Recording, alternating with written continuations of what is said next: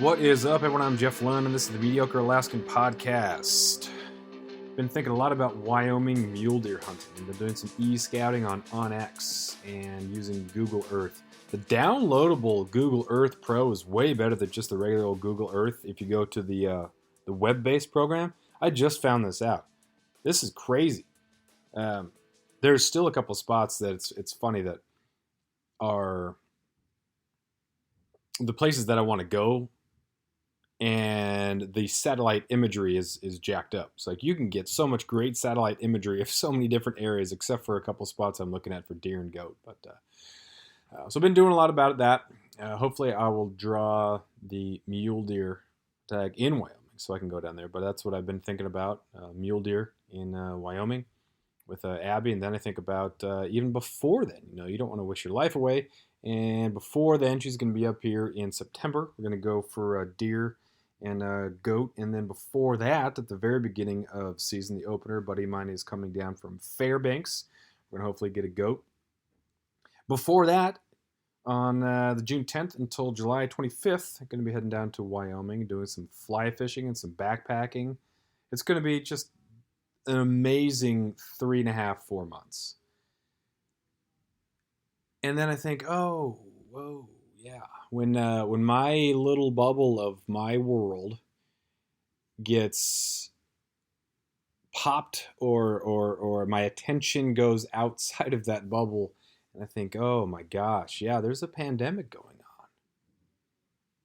And I don't know if it's a good thing that you escape into that bubble and just turn off all that stuff, but it might be. Because I can be happy and I'm not worried and I'm not stressed. And people might interpret that as being cold. But I think there is something to be said for being able to escape not all reality, because it's not as though I'm letting go of reality. I'm just focusing on the positive aspects of my reality and things to be excited for. Because I think if I have things to be excited about, then it's easier for me to be better with other people. And the people I'm going to be in contact with or be near, if you're in a happy, you go for a jog and you wave to people, you're saying good morning, things like that, simple things that have an impact in person, I think are extremely important, so that it's not just all doom and gloom conspiracy theories on the internet. Oh my gosh, everything is bad. Was it planned? This is terrible. We shouldn't open up. These people are this for not wanting to open up. CDC says wear a mask. The World Health Organization says does. Whoa, my gosh. We have people still sharing articles from early March about mask wearing. Whoa. You just get too inundated with that sort of stuff and that anger and the people who are responding to that stuff. So releasing from that and getting some sort of joy, I think, is an important thing. Especially if you're in an area that doesn't have, like, we're aware of it. There have been cases here in Ketchikan. Everybody's recovered. We've had 2 that went to the hospital. They both recovered, are now out of it. So of the 16 cases we've had in town, all have recovered. 2 had gone to the hospital. But, I mean, the economic toll is devastating. We haven't met the full depths of that yet. We haven't seen that. The kids, we've been thinking about this a whole lot as teachers as we get ready for the fall model, is how many kids are not having great experiences at home. And I'm not talking about the parents not being good cooks. I'm talking about the family unit is not a safe place necessarily for them, or even not a safe place, period, for them. And so they're going through this and they're at home a lot more right now, and it's not safe for them. So and they're missing out on the social aspects. Maybe the best thing about their life is going to school and just having some normalcy, having some positive interactions with people, and just for them, it's their escape in the same way that I'm escaping just the stress about what might be coming and what is happening to my ability to teach how I want to teach, being able to escape that with thinking about fishing and hunting and hiking. A kid who's going from a less than ideal situation, when they get to school, they can forget about that. They're among their friends. And you have true equity because you have a teacher in the classroom. I can read the nonverbal cues from this kid, and I can say, okay, after class, I got to make a note of asking if that kid's okay. or saying good morning, or before all this, giving high fives, things like that, being friendly to people and having the opportunity to do that. Um, Kids don't have that right now. So we don't know the toll that's being taken on that regard. But that's something that I'm thinking about during the school or during the day, because I'm still under contract and I'm getting all my stuff and I'm putting it all online for next year, depending on what it looks like. And so there's going to be an online aspect of it. It's going to be different. It's going to be crazy. It's not going to be ideal, but I'm going to make it work. It is my job to make it work, and it would be a huge disservice to the kids to just whine and complain and say, I can't make it work, it's no good, it's not going to work. I'm going to stink and make it work, right? We're going to get through this, kids. We're going to be resilient. We're going to test our resilience, and I'm not going to complain. Not ideal, we're going to make it stink and work. Then you have the news of the death of George Floyd in Minnesota and the subsequent unrest. And it's just terrible. It's absolutely terrible. I don't know what to say about it. And I don't know if that's a bad thing. I don't know if being absolutely at a loss of any sort of post that I could make that would make any sort of difference. I would feel just greasy and gross if my post ended up making it about me and about making other people look at me and think, oh, look at that guy, he's on our team or whatever. People should know, by knowing me in person, students, by how I teach, by how I carry myself, by how I, what I say and what I do, that should be the indicator of whether or not I am a good person or not how I respond after that. Just, it makes your stomach turn. I haven't seen the video, but you just see the picture and you just know what's going on. It's crazy, but I don't know what to say. And that just adds a whole nother element of unrest to these people who again, I don't know. I'm projecting. I'm assuming. I have never been to Minnesota. I don't know any of these people, but we have this opportunity now to have access in a very, very, very small, minuscule window into the lives of others. We have an entire existence that's reduced down to a quote or one person said this. So I have no idea. I am assuming that if dealing with the pandemic and then you're dealing with this, that's so much to handle. And I can't even imagine what that's like. So I'm not going to pretend to. And I don't know what to say. What do you say? What post is going to do any sort of justice, And I know that people say that if you don't speak out against it, then you're part of the problem. Well, I don't know what to say. What can you say about that? What can you say about what happened there? And then you get more and more past history about that officer. What do you say? And what can I possibly say that will do any sort of good here from Ketchikan, Alaska? I think people should know by how I treat other people whether or not I'm a good person. I don't think it necessitates a social media post, because then it seems like it would be just about me. Hey, everybody, look at me. I'm the type of person who makes this post, and I get then feedback. I get likes. I get that reinforcement, and I get that dopamine rush because I made the right post about it. After years of fine print contracts and getting ripped off by big wireless providers, if we've learned anything, it's that there's always a catch. So when I first heard that Mint Mobile offers premium wireless starting at just $15 a month, I thought, what's the catch? But after talking to them and using their service, it all made sense. There isn't one. Mint Mobile's secret sauce is that they're the first company to sell wireless service online only. They cut out the cost of retail stores and pass those sweet savings directly to you. For anyone who hates their phone bill, Mint Mobile offers premium wireless for just $15 a month. I was hesitant about having to get a new phone and a new phone number, but with Mint, you can use your own phone with any Mint Mobile plan and keep your same phone and your same phone number along with all of your existing contacts. Mint Mobile gives you the best rate whether you're buying for one or for a family, and at Mint, families start at 2 lines. All plans come with unlimited talk and text plus high-speed data delivered on the nation's largest 5G network. Switch to Mint Mobile and get premium wireless service starting at just $15 a month. To get your new wireless plan for just $15 a month and to get the plan shipped to your door for free, go to mintmobile.com/waypoint. That is mintmobile.com/waypoint.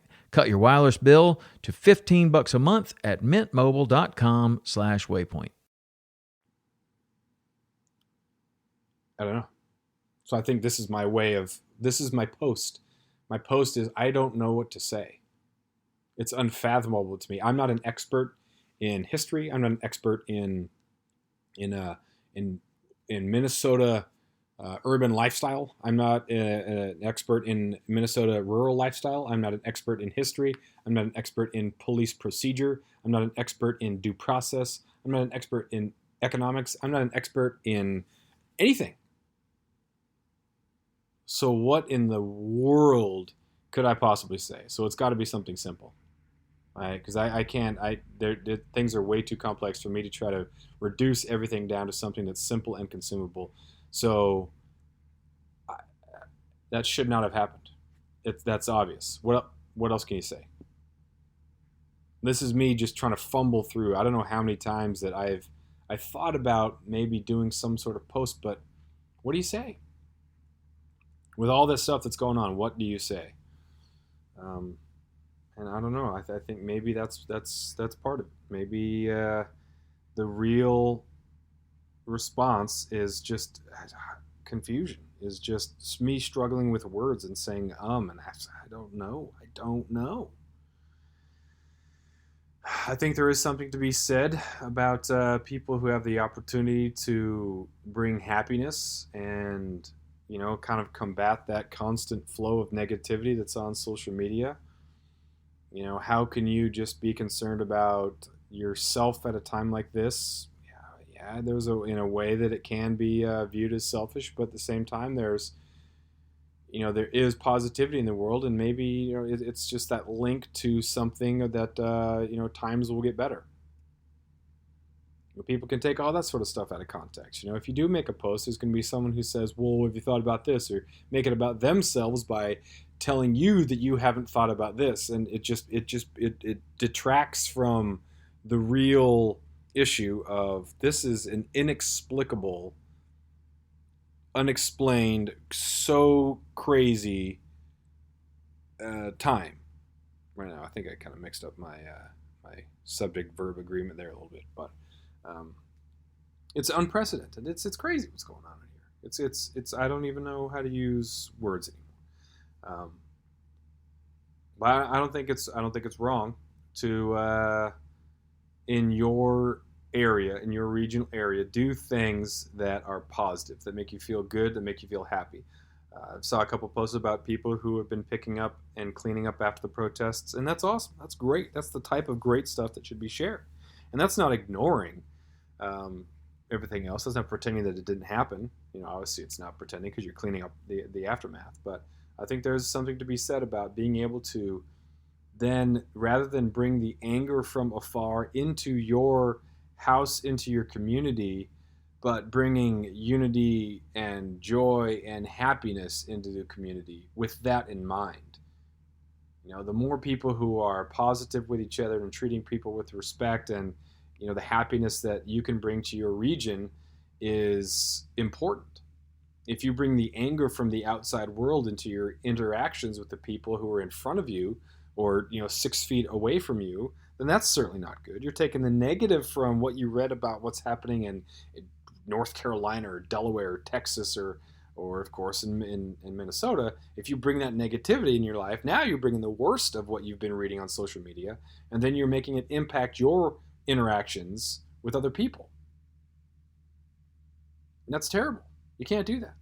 You can't do that. I think you can be aware of what's going on, and you can grieve for what's been lost. And I think you can have an idea of what's going on, but I don't think that you have to fill your social media with it. I think that you can be a happy person. I think that you can be a proud person. I think that you can be an edifying person. I think that you can be an empathetic person. I think you can be a positive person in these times with the people who are around you. And I don't necessarily think that how you post or what you post is indicative of the type of person that you are. Because there's a ton of people who have been great people long before social media liked their tweets or their Facebook's posts. People right now who don't have social media are amazing people. What you post on social media is not an indicator of who you are. Right? The people you work with, what would they say about you? Right? The people that are at your job, the students at my school. Right? That's an indicator of the type of person I am, not what I post on social media. Things are going to be okay. They might not look just the way they did, but we got the pandemic going on, and it's hard to see how this turns out. But you have to believe that there's some sort of hope. Otherwise, that despairs. Despair was one of the big things that we were talking about 7 months ago, right? Mental health, how to socially help other people. That was one of the main stories 7 months ago, and then it got totally ruined by coronavirus and the reaction to the coronavirus. Isn't that crazy? That one of our main concerns as a society was the mental health of people 7 months ago. Right. Now it's coronavirus. Now it's about literal health, but not the mental health thing. So I think being positive, doing things that allow you to be positive, so you're not just faking it. Living a life that is fulfilling, that is healthy, that is happy as best you can, and just crushing it, getting after it. Showing other people that, hey, you know what, it's okay. Right? It's not ideal. There is suffering, yeah, but to import more suffering, more anger, and then have that impact the way you treat people who are in your community, that's just, I don't think we can do that. I don't think that's wise to do that.